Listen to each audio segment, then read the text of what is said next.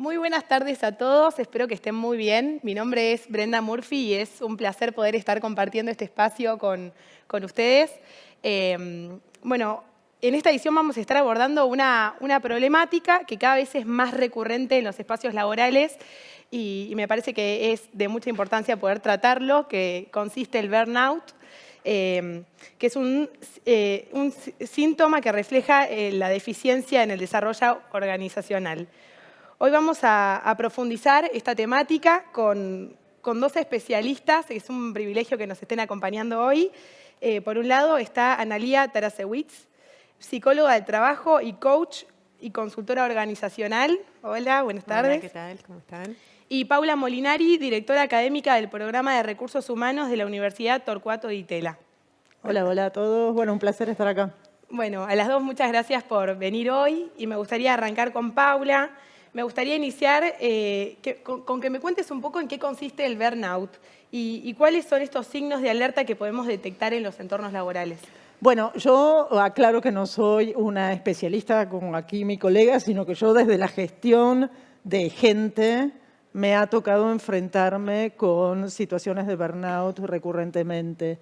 ¿Y qué es el burnout? Bueno, es un estrés crónico que se produce en el contexto de trabajo y que tiene de distintas causas. Lo que sí me gustaría por ahí aclarar desde el inicio es que no estamos, o sea, nosotros en el lenguaje coloquial decimos estamos quemados, ¿no? Y me gustaría aclarar que no significa hablar de personas frágiles, sino que significa hablar de contextos organizacionales o diseños organizacionales que no están funcionando. Sin embargo, las iniciativas que uno ve alrededor que encaran las corporaciones muchísimas veces apuntan mucho más a la ayuda a la persona y poco al trabajo con el contexto organizacional. Así que esto, digamos, es la reflexión que yo tiro, digamos, como puntapié inicial. Es un tema que es muy interesante, pero que requiere un abordaje bien organizacional. O sea, qué pasa con esa organización, cómo se distribuye el trabajo, qué pasa con el liderazgo, que tiene una grandísima influencia, y cómo estas distintas variables impactan en las personas. Analía, y te quería consultar, ¿por qué crees que está avanzando con tanta fuerza en los jóvenes el burnout y más así puntualmente en la generación Z? Es muy interesante la pregunta porque hoy día estamos en una etapa de mucha transición donde las generaciones empiezan a estar aún más en choque que antes porque hay una organización que recién ahora está tratando de incorporar nuevos procedimientos, nuevos procesos, nuevas formas de liderar, acercarse un poco más de manera humana y quitar ya tanto procedimiento duro, ¿no? Y las generaciones nuevas están justamente trayendo el yo primero, mi salud primero, mi bienestar primero, mi deseo primero. Y esto genera como mayor profundidad, digamos, de diferencia en la gestión. Entonces, esta crisis que empezamos a ver no solo se da a nivel organizacional, sino también a nivel individual. Empieza a haber como mayores niveles, de hecho hay estadísticas que muestran que hay mayores niveles de burnout también ahora entre 18 y 23 años, porque no toleran esa presión, porque no entienden cómo poder trabajar de manera eficiente, con una productividad más sana, ¿no? Tratan de entender esa forma de trabajar que empezaron a dejar como estar en contra de eso que le pasaba a papá, a mamá, a los abuelos, ¿no? El sacrificio, el trabajo con esa fuerza, con esa forma de trabajar que les generaba estrés, burnout, depresiones, han visto suicidios, han visto un montón de patologías muy complejas. Entonces, esta nueva generación empezó a decir no. Pero estamos en esto de todavía no hay un nivelamiento, ¿no? Está como está desnivelado todo lo que tiene que ver con lo psicoemocional y también con todo lo que tiene que ver con las tareas y las formas de proceder y todo lo que podemos hacer en la organización para poder llegar a esos objetivos que nos ponen, para lograr esta satisfacción dentro del trabajo y bajar esta estos niveles de estrés que está sucediendo, ¿no? Que está viviendo toda la gente. De hecho, hay una nota súper interesante de la Harvard Business Review del año pasado que hizo una investigación y que dice que los centennials les interesa más su salud mental que su compensación. Exacto. Así que imagínate el nivel de presión en las organizaciones. O sea, hoy se están incorporando generaciones que tienen bajísima tolerancia a cosas que antes otras generaciones toleraban. Sí. Capaz se puede vincular un poco con el hecho de que antes una persona arrancaba a trabajar en una empresa y se moría en la misma empresa, y hoy en día capaz ya no existe tanta fidelización con la misma empresa, sino que van cambiando según lo que busca la persona, estar tranquilo, estar bien. Es que la gente se está escuchando, Tal ¿no? cual. Y está tratando de ver que no hay tantas posiciones allá arriba y que no tenemos que generar tanta frustración en el que no llega, sino empezar a encontrar realmente qué es lo que te gusta, cuál es tu identidad profesional, qué es lo que tiene que ver con vos, qué es lo que podés machear con una cultura organizacional, ¿no? Y ahí empieza a haber como más sustentabilidad entre el talento y la organización, más sostenibilidad en el tiempo, ¿no? Como que empieza a haber ese match más profundo. Y Analia, continuando con la pregunta de la generación Z, ¿qué se puede hacer en las organizaciones para prevenir el burnout y acompañar a esta generación? Bueno, por un lado una planificación 360 donde se pueda abordar, como decía muy bien, todo lo que tiene que ver con el liderazgo, que es escuchar, ¿no? Ponernos un espejo desde los líderes, empezar a ponernos un espejo y a ver cuáles son nuestras creencias, nuestras emociones, nuestras necesidades, ¿no? Como líderes organizacionales, empezar a tener una escucha distinta, realmente más humana, porque ahora la palabra humana está muy de moda, pero nadie sabe bien cómo hacer esto, ¿no? De acercarnos a la gente, de generar una cercanía genuina. Entonces, bueno, como esta práctica, también generar esas estrategias a nivel compañía y también desde niveles individuales poder trabajar en espacios personales que te permitan como entenderte a vos y no obturar, ¿no? No obturar con pastillas, no obturar con acciones que solamente te van a hacer evadir el tema, sino como darle un espacio realmente a estos síntomas que empiezan a aparecer y que hay que aprender a leer, tanto en la organización como en la persona. Es importantísimo los líderes y la capacidad de los líderes, por lo cual hay que invertir un montón en las capacidades de los líderes, porque líderes cercanos, líderes con empatías, obviamente, o con empatía, ayudan a prevenir el burnout y a generar, o sea, si les das habilidades para generar contextos de empatía, de seguridad psicológica, el burnout se evita, o sea, por lo menos se reduce. Paula, me gustaría continuar con vos. Algo que noté es que desde la pandemia el burnout se instaló mucho más que antes y muchos trabajos se volvieron remotos y esto de la vida, los límites de la vida personal y profesional se empezaron a desdibujar.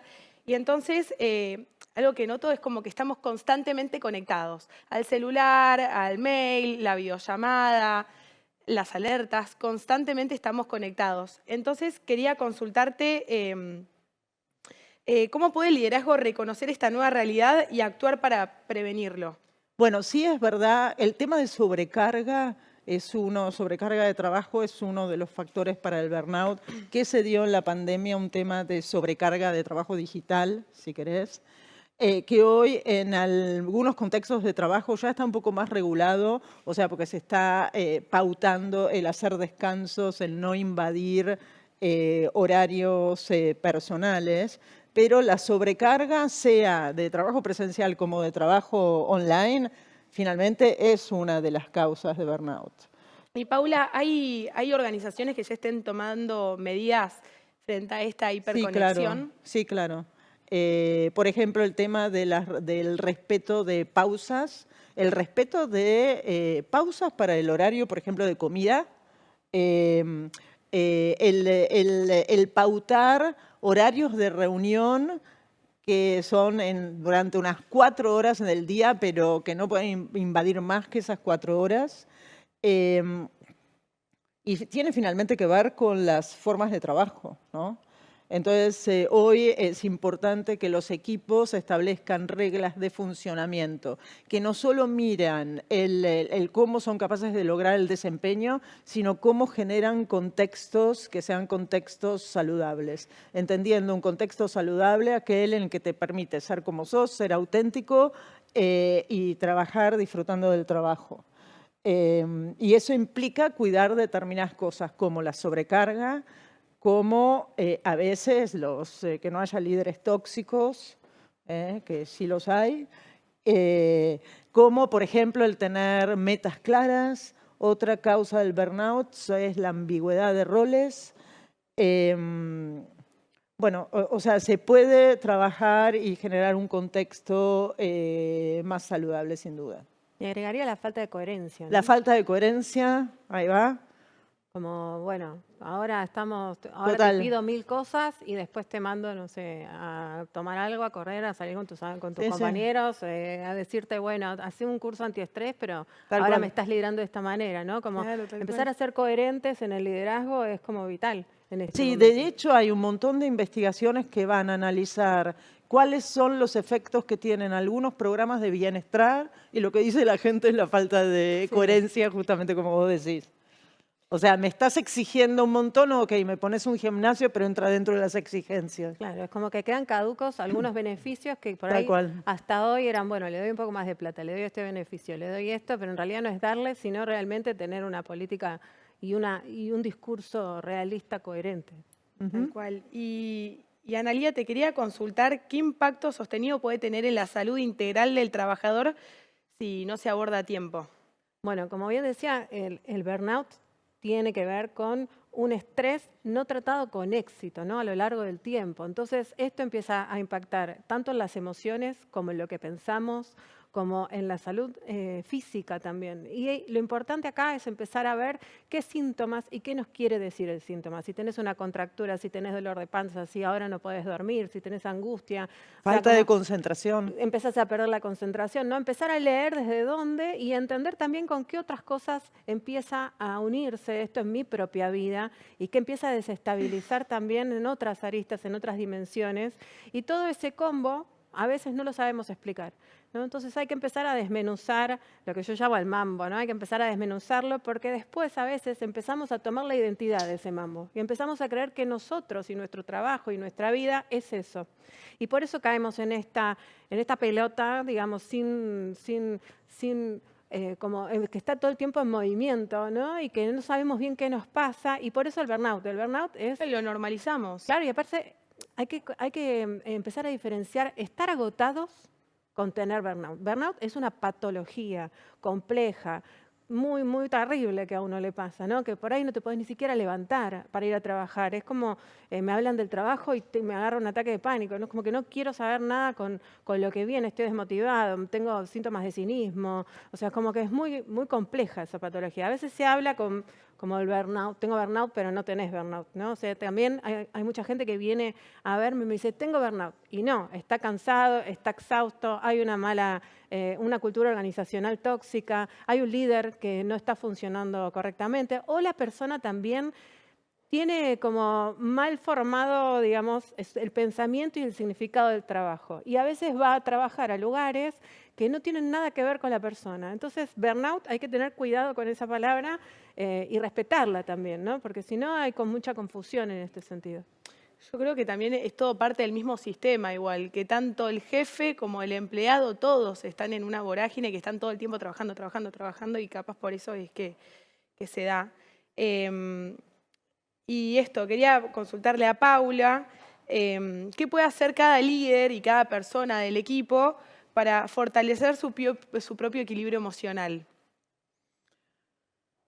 Yo hablando siempre desde el lado de los equipos, que quizá es lo que más conozco, es la importancia de un líder cercano, un líder que está siempre apoyando el trabajo de los demás, equipos donde la gente puede ser ella misma, donde las metas están claras, donde hay reconocimiento. El tema de la cultura del reconocimiento es la verdad que genera ambientes que son muy positivos. Finalmente un lugar donde se espera que que todos la pasen bien, donde también se cuida el tiempo libre, por ejemplo, todo lo que tiene que ver con flexibilidad laboral, con todo lo que tiene que ver con tiempos, habilitar tiempos para el disfrute es importante para las personas, donde se valora el tiempo libre de los otros. Bueno, esto genera, colabora con la creación de contextos que son saludables. Obviamente los líderes, los jefes tienen muchísima responsabilidad en esto. Por eso yo creo que las empresas tienen que invertir muchísimo en desarrollar capacidades de líderes, más que nada enfrentándose a nuevas generaciones que demandan esto muchísimo más, con lo cual a veces líderes que eran funcionales con gente de otra edad no lo son para las generaciones más jóvenes. Así que la verdad es un desafío muy grande. Y una consulta, siendo líder, siendo jefe, quizás se puede dar el reconocimiento, pero siendo empleado, ¿se puede poner límites, por ejemplo? ¿Vos decís límites a los empleados? A los mismos jefes. A los mismos jefes, ponerle los empleados, ponerle límites a los jefes en la medida de que sea un contexto donde se pueda hablar y que haya seguridad psicológica, sí.